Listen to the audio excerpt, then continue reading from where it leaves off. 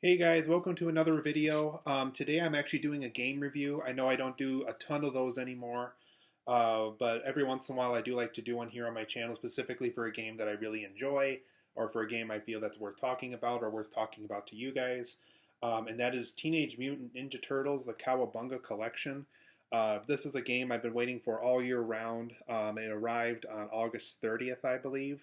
So I kind of took some time and really kind of just played the game really well, really kind of got adjusted to all the content that the game provided before I did a review for it for you guys.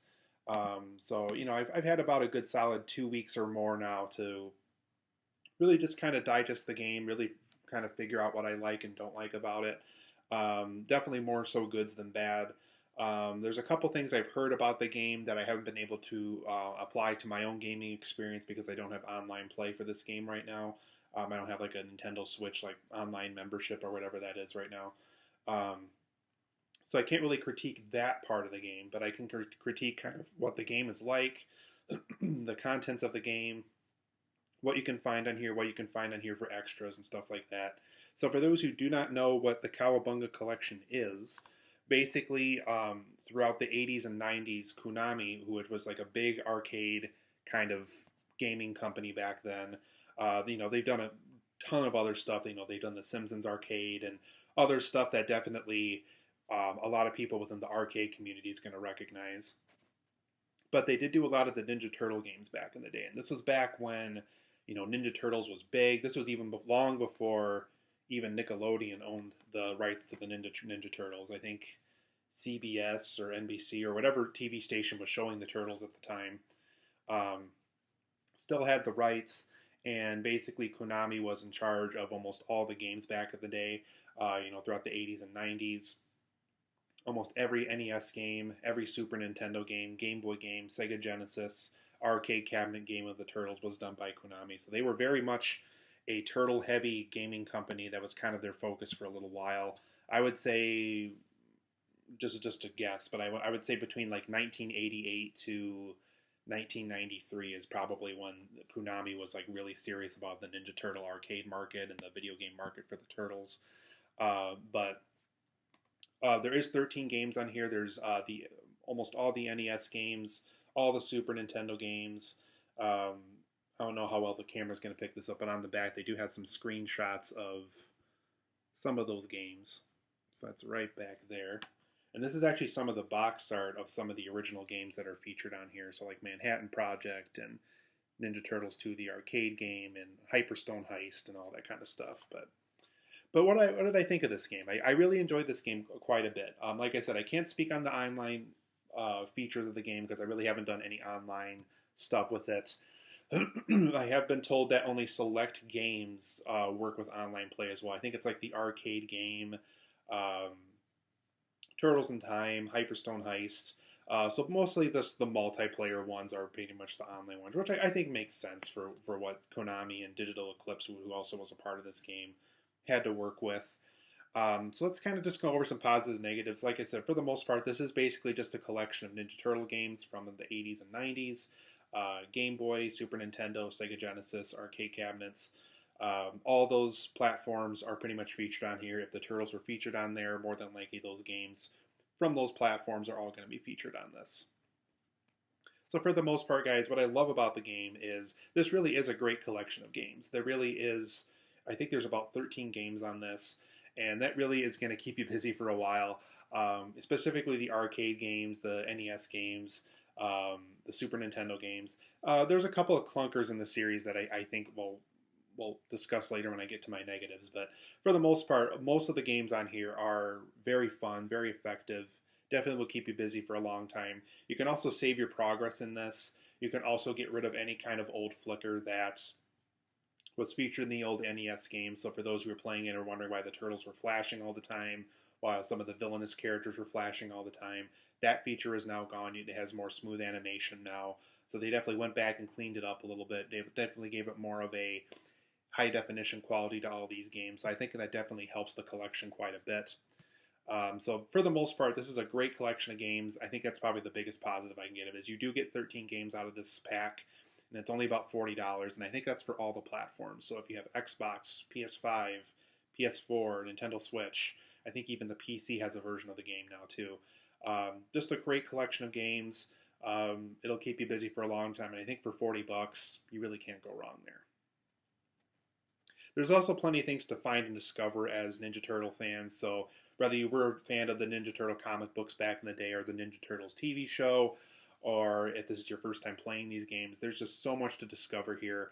I think if you're in any way, shape, or form a Ninja Turtles fan, I think you're going to be really happy with this collection of games. Whether it's your first time playing it or you haven't played them in a long time, there's just so much to unpack and find and discover in this collection of games, specifically as a Ninja Turtles fan. I also like how customizable this game is. So you can have a border of kind of what the original arcade cabinet was like. You can have a border of some of the original box art from that game that you're playing. But for me personally, I like it to have no border. I like to have full widescreen features, specifically if I'm playing on handheld mode with my Nintendo Switch. That is the version of the game I am reviewing for you, is the Nintendo Switch version. So when you're playing in handheld mode, you definitely want to have as much of the screen as possible to play the game, I think.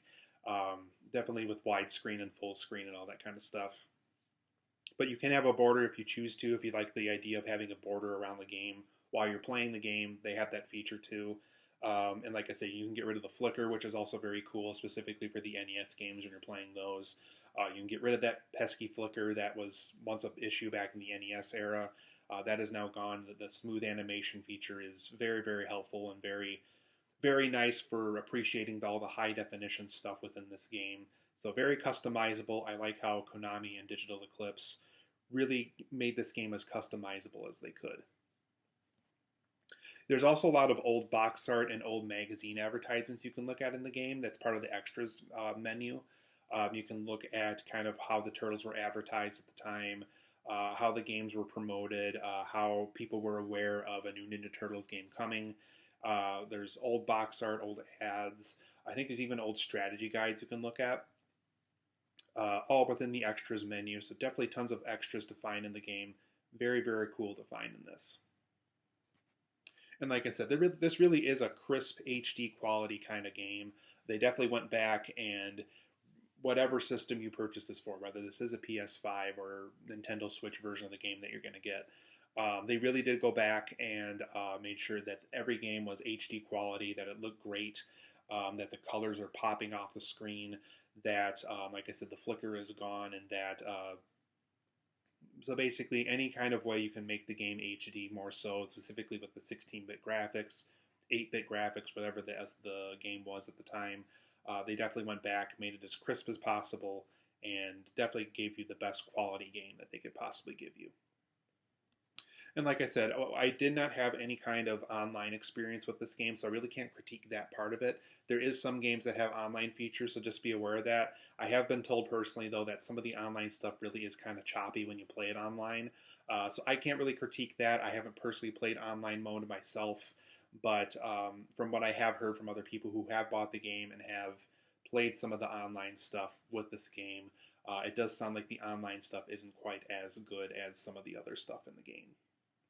But for my own personal negatives, things I personally experienced with the game, and I think Konami and Digital Eclipse could have done better with the game, as I do think they could have added more bonus content. I think one thing I think they really could have done is, like let's say you complete the first two NES games, like you complete them in full, played them 100%, beat the game. Maybe in the extras menu, there's more features waiting for you. Maybe there's episodes of the TV show that you can watch. Maybe there's I don't know. There's so many things they could have done extra with the extra stuff, because really the extras menu for me personally, it's something where probably the first day you get the game, you'll probably explore a lot, and by the time you're done with it, it's really just friends and family you're going to show the game to that are really going to be new to it, that are really probably going to want to explore those extras like you once did on your first time playing the game.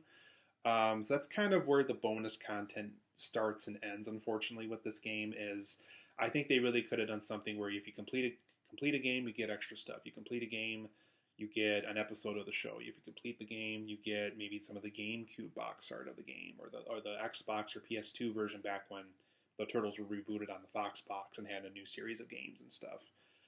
So I think they could have done more with the bonus content. Just my personal opinion. There is a lot of bonus content to find here, but I think for 40 bucks, I think for specifically for people who bought the collector's edition, which is way more expensive than 40 bucks, I think the bonus content, there could have been more content within it.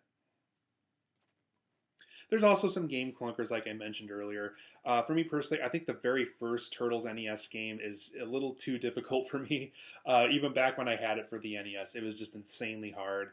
I think I got far in it once, and then that was like my one and only time that happened. But it's a very hard game. It's almost kind of hard to enjoy because it is so difficult. Speaking of difficult, tournament fighters for the Genesis and NES are also extremely hard. They're also so hard, like I said, with the NES version of the Turtles, the first one, where it's almost too hard to enjoy just because it is so difficult.